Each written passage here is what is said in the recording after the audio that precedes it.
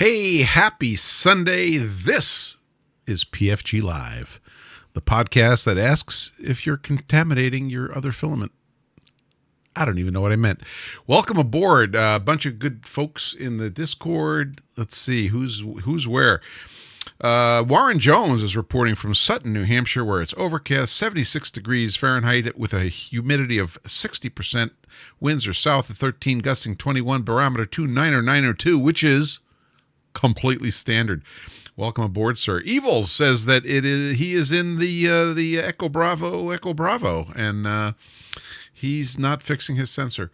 Carl Tauber from the People's Republic of Rhode Island says it's 75 degrees and sunny with a dew point of 64. So right now, here in the Windham, New Hampshire, temperature is 81 degrees Frankenstein. Winds are out of the northeast at 11 miles an hour. And it is gorgeous. So listen, I'm not taking it personally if you're not watching this live and you're outside enjoying the sunshine, because it is really nice out. So yeah, do that. Enjoy the sunshine. We have in the Discord Dale from Canada, in Edmonton, Alberta, Carl Tauber in Rhode Island, Evils out in the EU. Let's see, DBX is with us in somewhere in New York. Warren Jones from my neighbor to the north, HAF, and Kyle out in the Great Northwest. Welcome aboard.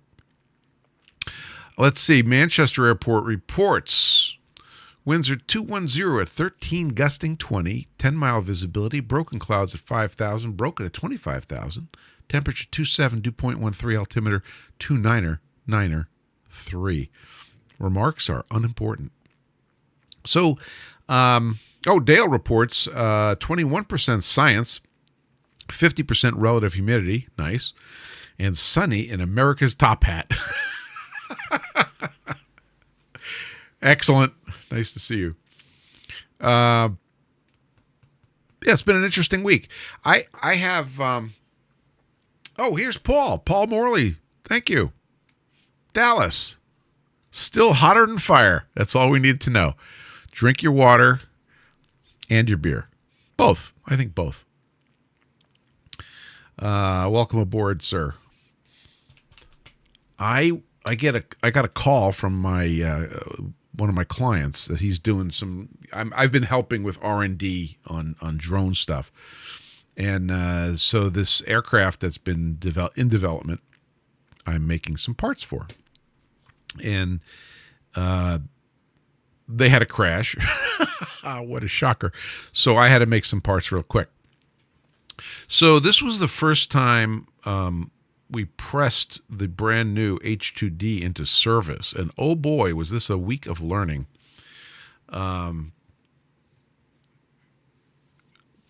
Greenwood AG, welcome aboard, sir. It says here your message was retracted. I don't know what that means, but welcome. This is the first time we've ever had somebody censored on in the chat. So try again. That's all I can say. I have no idea what just happened. Retracted, not redacted. So we may have a light crew today based on indications, which is okay.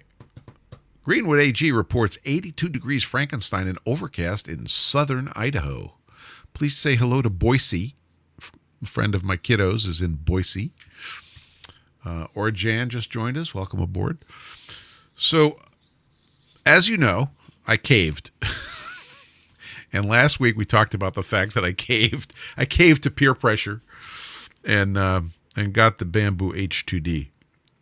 And I have to say, I am really starting to enjoy it and make it sing.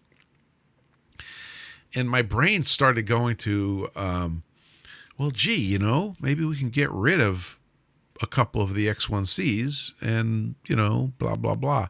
And then immediately this call comes in. We need parts. So all the printers got busy, and I was happy that the X1Cs were sitting there and available. But because of that, we learned some stuff. So we had some support failures. I think I talked about this a little bit, using PETG as a support material in a PLA print. When I say support material, I mean the support interface material. So at the top of a support, it puts a layer or two or whatever, and I know Cloud42 had something to say about the number of layers, and then it would print the parts material. And that is extremely useful because you could make a support that is removable without hurting anything and still leave a smooth finish on the part. That's the goal. So if you have the correct part and the correct, mechanics, you can get a super nice finish and a removable support. Welcome aboard, Bill Olney from Rome, New York, where it is 78 degrees Frankenstein. Welcome, sir. Let's see. I'm going to show you a picture of what I mean. Let's see. Yeah, here's a great picture.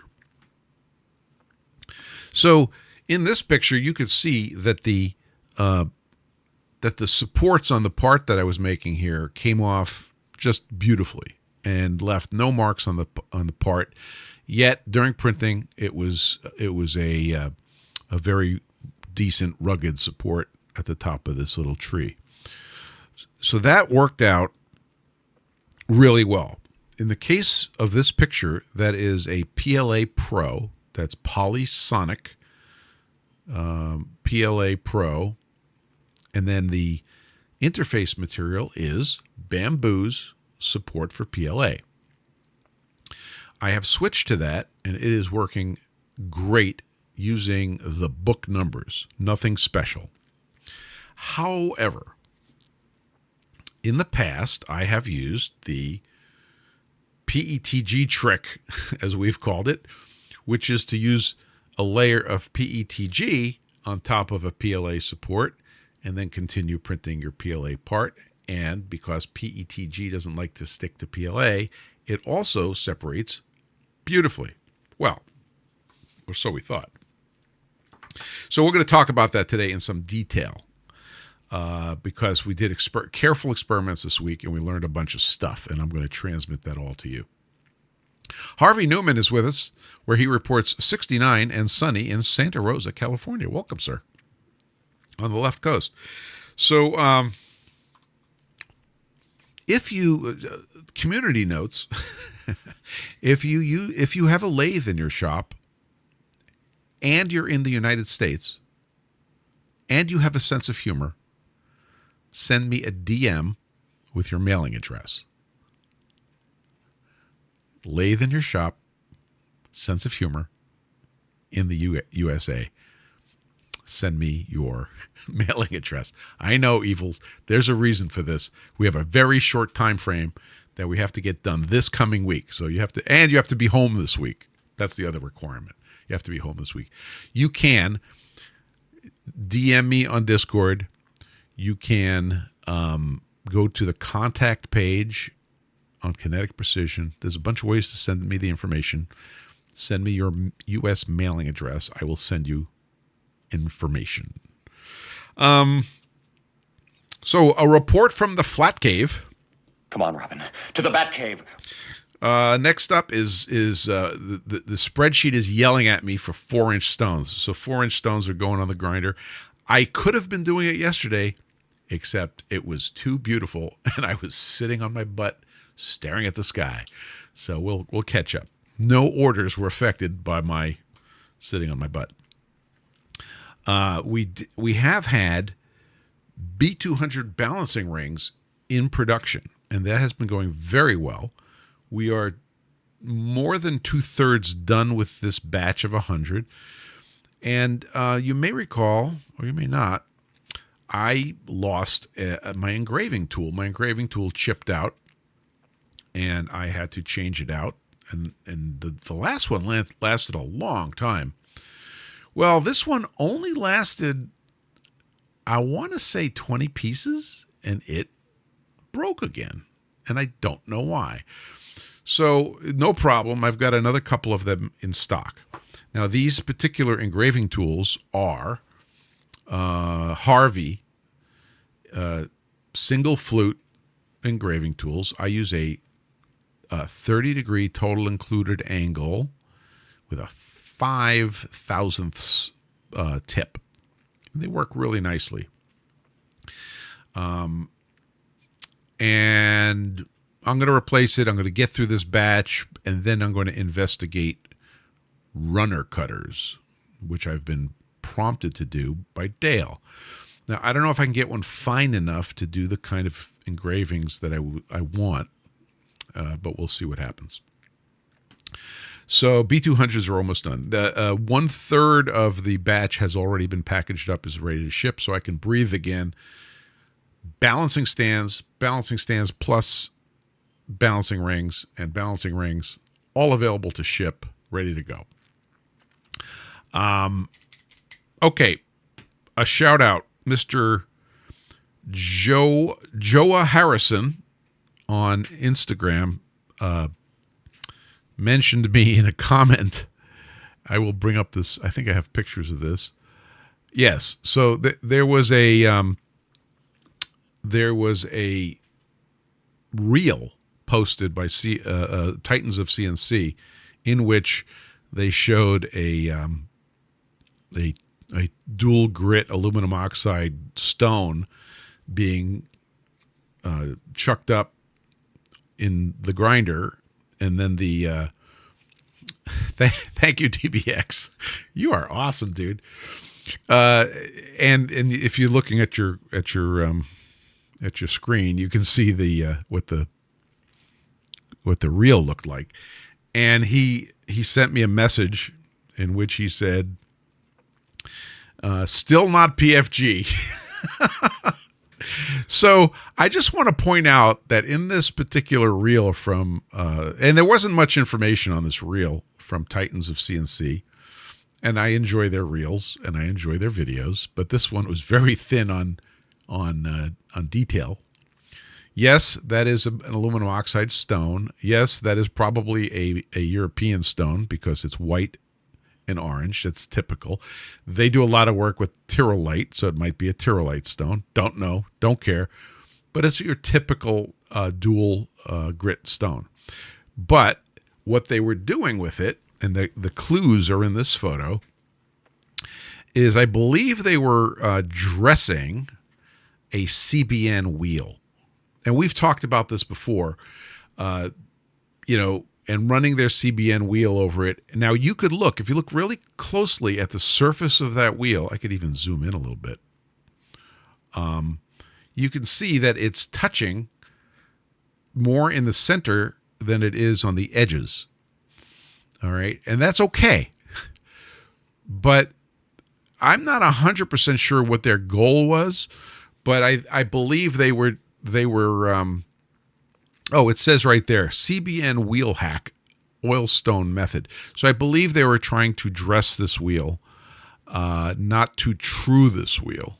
Could be wrong, but this is my interpretation. They were not making a stone; they were dressing a wheel, and you do use aluminum oxide to dress a resin bonded diamond wheel. You also, I assume, you could do it for a resin bonded CBN wheel. I don't have any CBN experience. Let me just say that up front. So that's what's going on here. It's also a little weird in that in the beginning of the reel, it showed the gentleman soaking the stone in water, which would seem to imply that it was not an oil-loaded stone. And all of these dual grit stones that I'm familiar with, that I get from Norton, are loaded with oil. So it was a little strange. But anyway, I just want to say thank you very much for pointing it out, Mr. Harrison, whoever you are. I appreciate you, and that was my reading on that. Let's see. Who else? Lewis Brooks said, hey, supposedly 21C, lies, and cloudy in sunny Scotland. Welcome aboard, sir. Josh is here. He says, live from the oldest steam train in Canada. The weather is nice. Look at that. That is pretty cool. So you're obviously out and about, having a good time. Welcome aboard, sir. Let's see. A big thank you to Dale for information on what we're going to be talking about today. So Dale and I have been going back and forth on the PETG trick, and he's had good results. I've had good results. Then we had bad results. Now we have data, and we're going to share the data with you. Let's see. I think that's pretty much. I'm pretty caught up on what's been going on, and we can get into our topic. My friend Geek Gaming News, who you should follow, is just starting up a new channel. He says he made it back from Micro Center. I did not go overboard. Glad I made it back in time.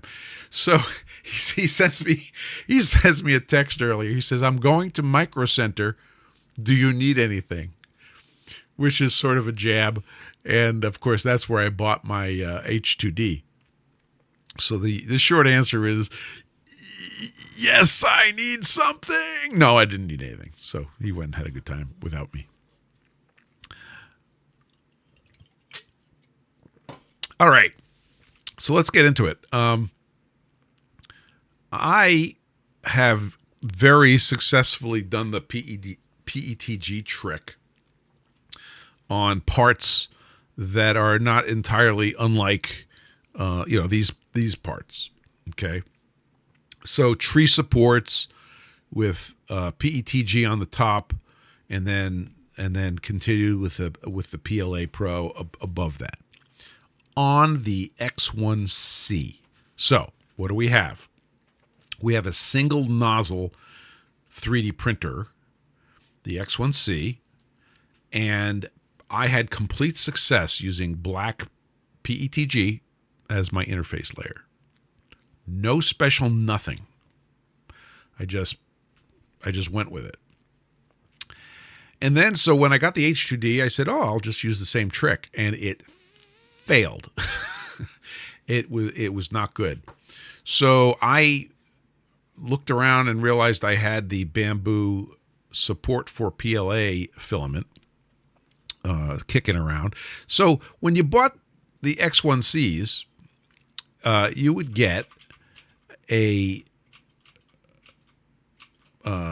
roll of the support for PLA with it every time, and I never used it. It was just not my thing.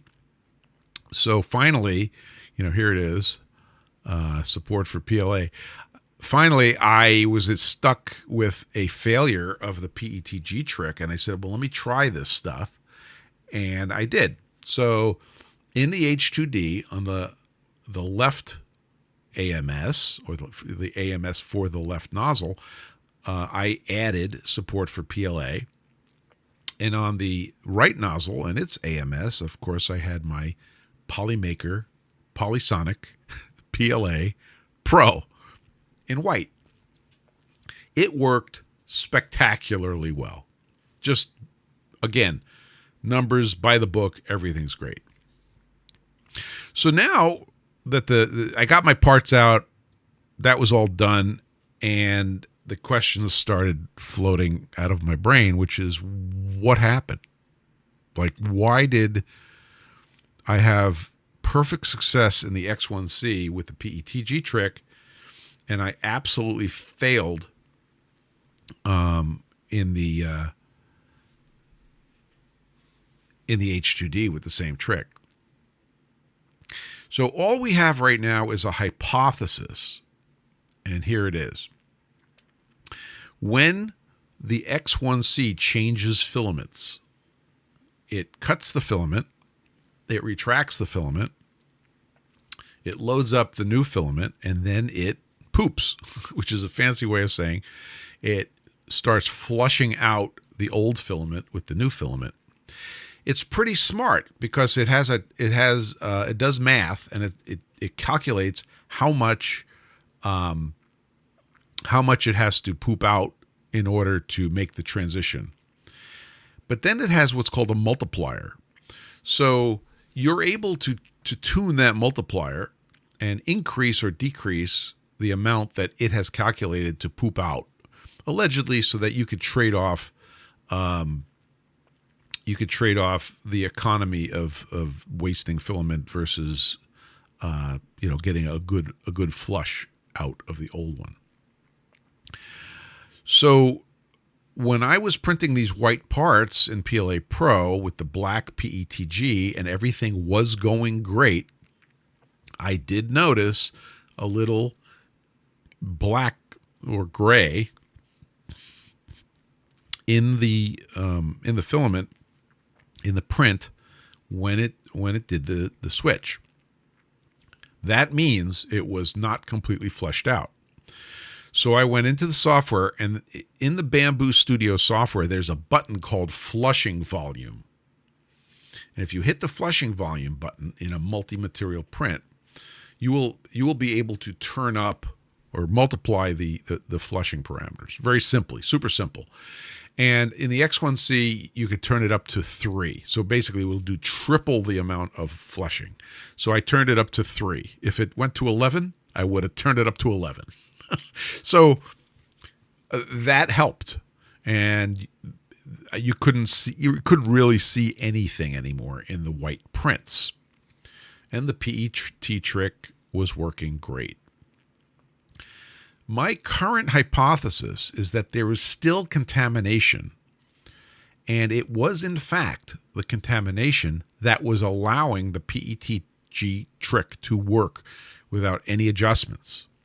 In other words, you're printing along in PLA Pro, you switch to the PETG, it flushes it out according to its formula, but it's still not perfect. So what would stick better? PLA, pure PLA to pure PETG, or pure PLA to PETG that's still contaminated with a little PLA? I propose the latter. That the alloy would stick better and act the way it's supposed, that we want it to act as an interface, a support interface. I think that's what was going on. And vice versa, when it was done with the PETG as the support interface, it would flush that out with the PLA Pro, and just enough was left in there, again, to make those two layers stick. Along comes the H2D, and you have 100% pure PLA Pro, 100% pure PETG, same numbers, no stick. Total disaster. So that's my hypothesis. There are some more steps we could do in the experiments I'm about to show you to prove that or disprove that. But right now, I think that's what was going on. So now here I am with the H2D, and I've got to figure out how to fix this. So I did what I thought. I had a failure. I can't go tell you exactly what my setup was, but I had a 21-hour print, that was after doing some of the experiments I'm about to show you, and it failed. And we're going to get to that in a minute. But it was starting to get important, and that's when I switched over to the support for PLA. The support for PLA worked perfectly. So we're going to talk a little bit about that. So purging, it's very important if you have a single nozzle printer, or even if you have a dual nozzle printer, but you're changing filament types in a particular nozzle. The purging is very important, and it's very hard to get it to be 100%. So, yeah, let's talk about the experiment. So here is what we set up in our experiment. Let's see. Yeah, this is a H2D plate, and you'll see there are 5 little parts. Now these parts I'll show you one. These parts are specifically designed by me. It's just the letter F, basically, and a diamond hole on the bottom, a circular hole on the top. And there are 3 places where it needs support. I always use the tree, slim tree support, just to keep something constant. That might change, and it needed 3 areas of support and therefore 3 areas of interface. So that's the test article that we used for this experiment. And in fact, the one I'm showing you right now is the PLA Pro with the support for PLA interface. Okay. So we then made a matrix out of these parts. And here's the matrix. We have the control unit, which is the one I just showed you. And then the other 4 units are PLA Pro with the PETG interface. And the lower left one is what I call cold and fast. 255 degrees C, 80 millimeters per second. Those numbers for PETG were standard. Now the top number that is just the standard printing temperature for the PETG that they use, 255 C. The bottom number, 80 millimeters per second, is buried in the profile, and it's called interface layer speed. So when that material is used for the interface layer, it goes 80 millimeters per second, which, by the way, is exactly the same speed that was used in the control. So keep in mind, this is PETG. So then we did a matrix where we increased the speed. We decreased the speed from 80 millimeters a second to 15 millimeters per second. And we also tried 2 temperatures, 255 C and 270 C. That's our matrix of experiments. And let's take a look at how they did, what these combinations did. So I'm going to show you close-up photos of all of these guys. Let's go to the whiteboard. So there's the one I just showed you. This is PLA Pro as the main material. And you can see this pearlescent layer. That is the support for PLA. Came out perfectly. And I absolutely think I could do that all day long. And in fact, the parts that I deliver to my clients, this is how I printed them. And everybody is like super happy with the results. Here comes one of the first articles. This is 255 C, 80 millimeters a second, what we call cold and fast. You will note that the upper part of the F is completely missing its support surface. What happened is that PETG did not stick, and it globbed up, and it was cleaned off the nozzle later. I mean, I didn't find any big blobs, but it absolutely did not stick. So this is what the system wanted me to print in the first place and failed, okay? Why this worked on the X1C, I don't know. Next picture is slow and cold. So this is 255 C, but 15 millimeters a second. And you'd think, gee, this will work better. Well, not so much. If you look at this, you'll see that not only is the bottom of the F support layer missing, but it ripped up the supports. I didn't actually see this until I took the plate out and looked at the back of the parts. So that was a disaster. The next one was hot and fast. So this is 270 C and 80 millimeters a second. This was a disaster. You can see big blobulation on the top, and on the bottom you can see that the entire layer is missing. And then finally, and this was we suspected this, hot and slow for the PETG worked, and it actually looks pretty good. There's a teeny bit of blobulation there, and a little bit of stringing, but otherwise this looks okay. So the results were that this can be made to work. Now keep in mind, we're working pretty hard to do something that the X1C did with stock numbers. So there's still a mystery here, but we're trying to move ahead. So let's do it live. We're going to do it live, folks. We're going to remove the supports on these parts. So here's the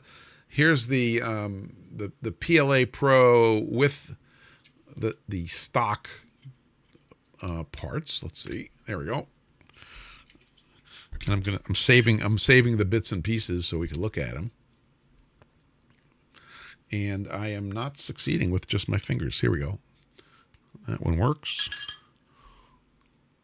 That one works.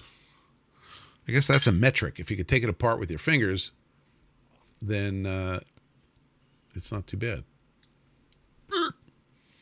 No, I might actually have to go get a tool. Let's use a knife. Now, normally I'd use a wire cutter here, but I'm just going to use my knife. There we go. All right. Support comes out cleanly. The support layer that was left in there peels right off, and the result is very clean. So there's your very clean part. Focus, Mr. UFAC. There we go. Okay, there's our control unit. Here's our first one. Stock numbers. You know, missing a surface. It comes apart okay, but I'm predicting it won't look usable.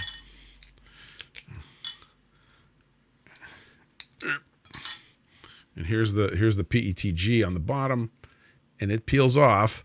But look at the resulting surface. It's pretty rough. It's left some embedded PETG. And would I use that part? It's kind of usable. It's dirty, but it's usable. Here's the other one. Take this one apart. This is the one where the support just exploded, and I'm not going to go any further than that. There's your, oops, completely destroyed part. So this one was not good. And that was, where's my cheat sheet? That one was cold and slow. Here's hot and fast. Hot and fast is missing the bottom support, and that means that it fused. Yeah, it's not coming apart because it fused because the interface layer was missing. So that's no good. Now here's the one that's allegedly okay. And this is the one 270C, 50 millimeters a second. Again, I'm saving all the pieces so we can examine them later. And this looks pretty good. We're doing it live. Yep. So it's not bad, although I still see a little bit of PETG left. Okay. There we go. Look at that. The whole tree structure comes out pretty nicely. The two layers come out pretty nicely. There's a little tiny bit of PETG left, which can be cleaned up. There's one little piece embedded. So bottom line is that the results of this experiment are that it's still not as nice as the PETG. I'm sorry, it's still not as nice as the support for PLA material, but hot and slow is the direction that seems to work. Now, again, I can't prove that the cross-contamination is what made the X1C work, but right now that's what seems to be the case. So my recommendation is to, yes, use the support for PLA special material. I went ahead and I ordered from Polymaker their version of support for PLA, and we're gonna try that out. But if you're doing big complex parts and you need support, the PETG trick will work, but you have to experiment. Greenwood says, I have been experimenting with UP Fila breakaway filament from Tier Time as an interface layer. So far, so good. Excellent. Doing those little experiments, especially with like a little test article, which I'm happy to share that little design. There's nothing to it if you guys want it. Evils asks, can you use the support for PLA profile with PETG? No, because it is basically PLA with a little bit of herbs and spices. So the answer is no. You mean if you're printing a PLA, a PETG part? I will say, I shouldn't say no. I should say that I haven't tried it. That's what I should say. And they are not recommending it. They're saying, now, other people, in particular, Mr. John Saunders, said to me in a message, no, it was a comment. He said that his understanding was that PLA used as an interface on a PETG print is generally regarded as successful. That is possible. Okay? So the inverse of what we're talking about, the behavior might be a little different. And I would believe that. Yeah, so I would repeat the experiment that I just did, where the part is PETG and the interface layer is stock PLA or the PLA Pro that I've been using, and there is a fair chance that would work pretty well. So I wouldn't throw that one out. The particular problem I'm solving is it's a PLA part and the support structure we were using PETG. Now, just this morning, Dale reported success on his infinity grids that he was printing stacked a la Cloud 42, where the grid itself was PLA or PLA family, and that he was using the PETG trick. And he also arrived at 270 degrees C, and I think he was going 13. He might have gone 15. And then he's going to try an experiment today, speeding it up a little bit. So he's tuning it in. Thank you. Thanks, Dale. He says correct, 15 millimeters a second. So Dale is having success with hot and slow, and he's going to start ramping the speed up a little bit to see what happens. He's got a batch right now. He's trying 30 millimeters per second, but he'll report. Just remember the default was 80, and that was ripping the support right off.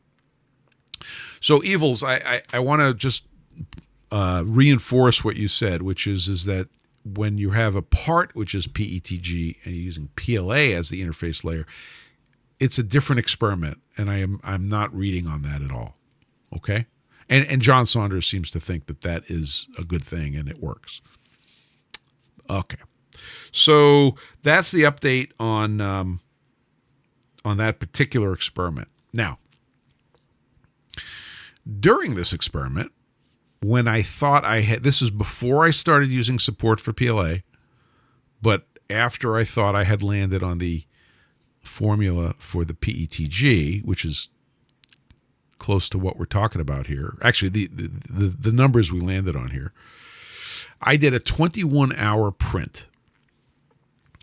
Now that 21-hour print had a lot of parts on the plate, and some of them were very tall. Okay, so probably talking about 8-9 inches of height of some of these parts, maybe even taller, because the print failed before they reached their full height.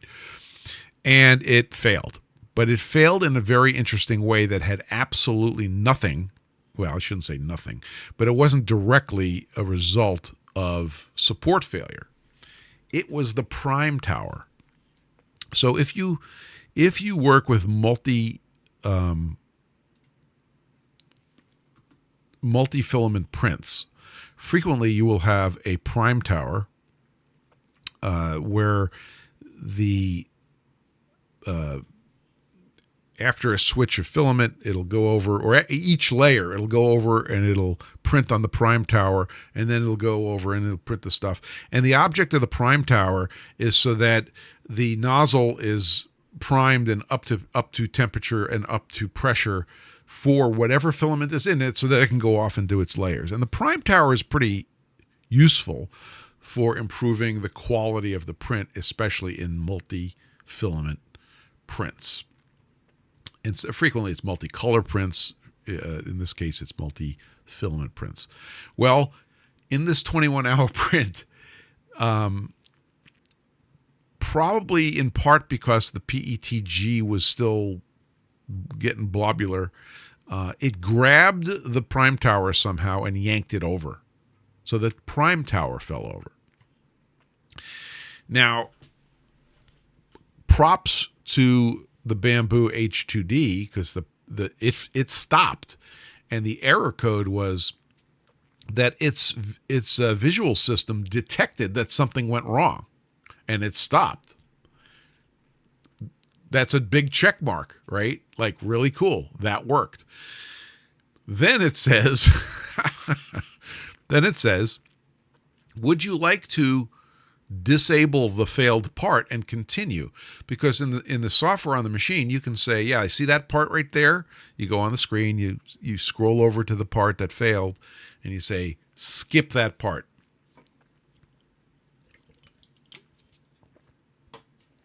Well, that works if it's a part. What if it's a prime tower? So I couldn't skip it. It wasn't one of the parts. So I elected to end that 21-hour print. And I went through about 5 cycles of failed prints on this 21-hour print until I switched over to the support for PLA, and then went by the book, and everything worked stellar. And that was the print. I can't show you that, I don't think. I did show you a picture of the one of the prints where I was removing the supports, and it looked so good. And that was, well, here's the picture. Let's see, do I have that one? Yeah, here it is. Let me show you this one. So this is the picture of the one of the parts with all of its supports, right? This is during printing, while that part was being printed. And then this is the same part for the support removal. So the bottom line is that all worked so well. It was just freaking awesome. Okay, that's the story. That's the state of data gathering and doing the experiment. Should we do the upside down experiment, as Evils was pointing out? Maybe. Right now, that's not a driving force in the stuff that I'm doing, so I'm probably not going to get to it. But there you go. So that's the story on the PETG trick. That's the story on prime towers. Oh, actually, I didn't emphasize.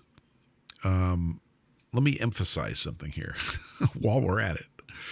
So those are some prime towers that came out of my print. Now you will notice that these prime towers, the ones in the back at least, are big. So what I did is I went into the prime tower settings, and there's a setting where you could make the base of the prime tower, I think it's additional ribs or something like that. It defaults to 0, but you could set it to a number. I think I set it to like 35 millimeters, and it puts these gorgeous structural ribs on the corners of the prime tower, and it makes it big and strong. And the prime tower getting knocked over definitely may be sensitive to not ever wanting to have the prime tower get knocked over again. And that's what I did. I started making these big ribs on the prime tower. Again, this was like one parameter to put these support ribs. Totally worth it to make sure that they're stable. and that was one parameter in the Bamboo Studio Slicer software, and that was awesome. So highly recommended if you're using a prime tower. And that was the big discovery of the week. Let's see. So that was it. We delivered parts to the client this week. Very happy. They're up and running.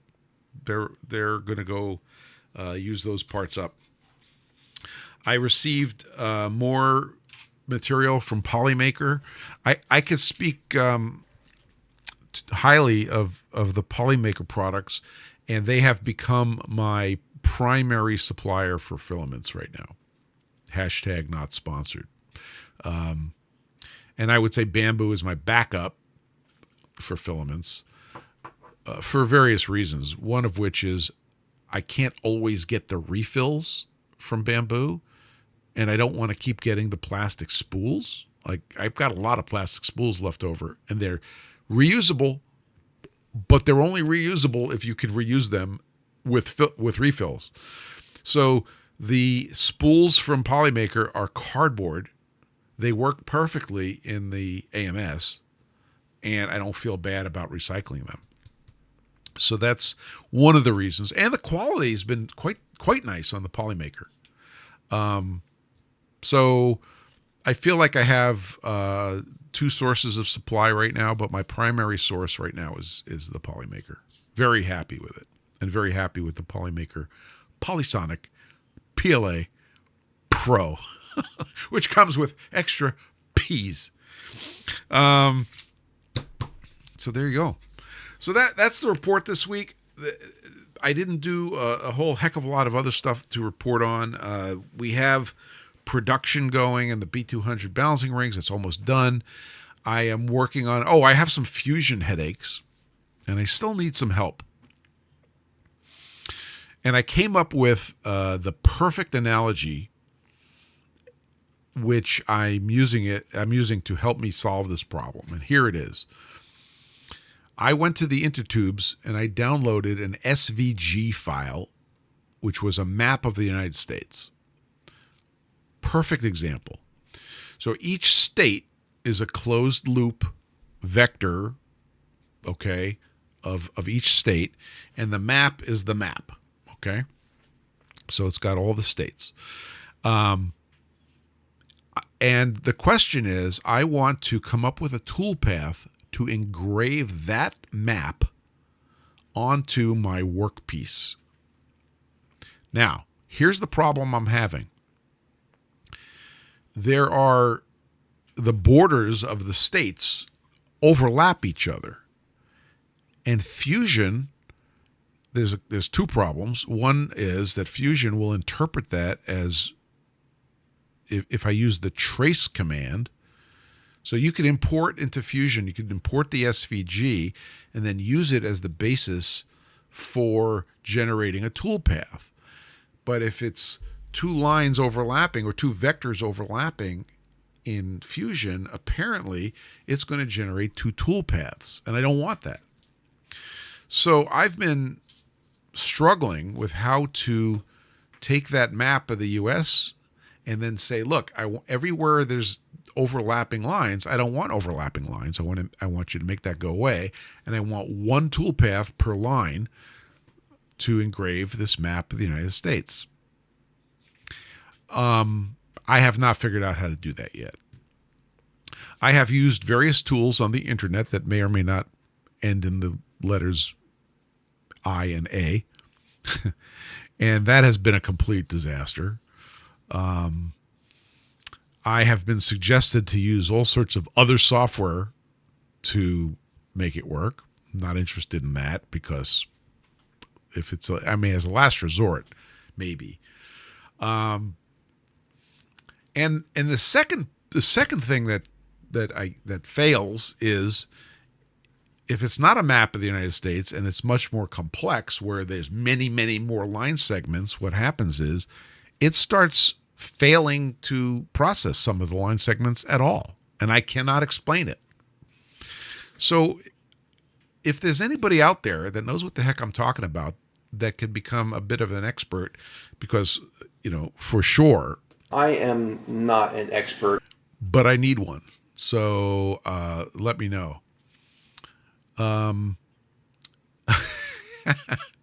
Yes. John says it's the Jedi Temple on Coruscant. Yeah, basically, that's exactly right. No, I wasn't referring to Adobe Illustrator. Although I would be open to Adobe because I have a seat of Adobe Illustrator. I'd be happy if Adobe Illustrator fixed this problem. And don't you think I didn't try to use Adobe Illustrator to fix this problem? If there's a way to do it, I'm just not seeing it. I'm totally open to being wrong. Yeah, Evil says, I'm guessing that this will be easier to fix at the SVG level, but I don't know how. It was suggested to me that there's some SVG tricks. By the way, SVG, I believe, stands for Standard Vector Graphic. Am I getting that right? Scalable vector graphics. Thank you very much, Evils. And you would think that there was some sort of tool to do this. Anyway, long story short, I think you know what I want to do. I want to engrave this SVG map onto a part, and using a trace command or contour command. I've been using trace, and I need help. Help! I need help. So there you go. Surely you can't be serious. I am serious. I am serious. And don't call me Shirley. Let's see. Any questions and answers? We can start addressing anything that you guys in chat want to talk about, because I have delivered to you everything I brought with me today.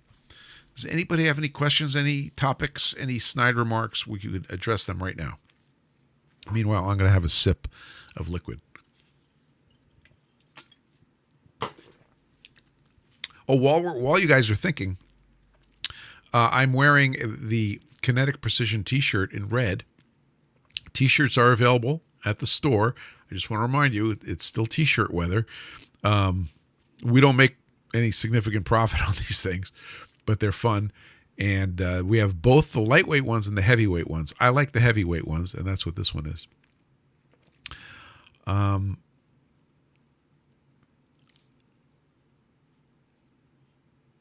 have no idea what you mean, Evils.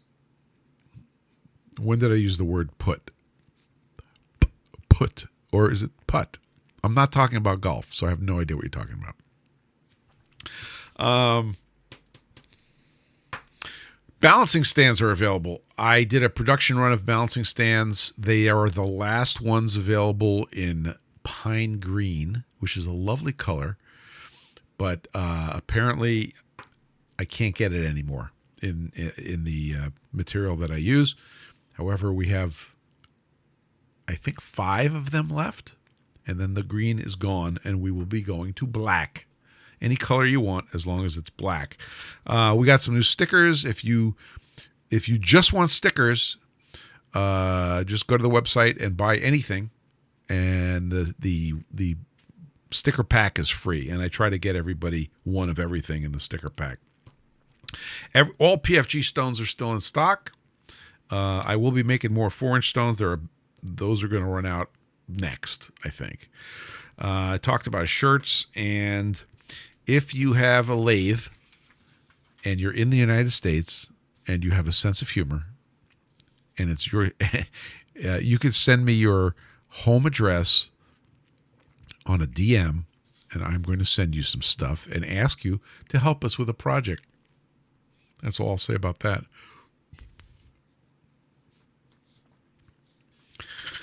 Yeah, no.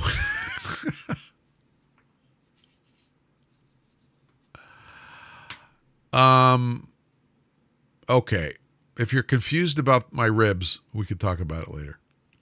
Anyway, I think we're going to end a few minutes early today because that's all I got.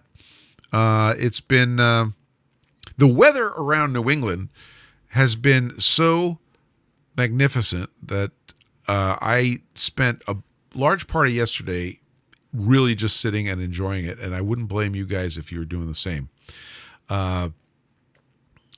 I'll take it.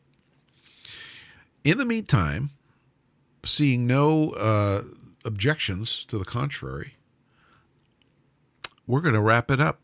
So keep your filament dry, get flat, stay flat, and we'll see you guys next week. Take care.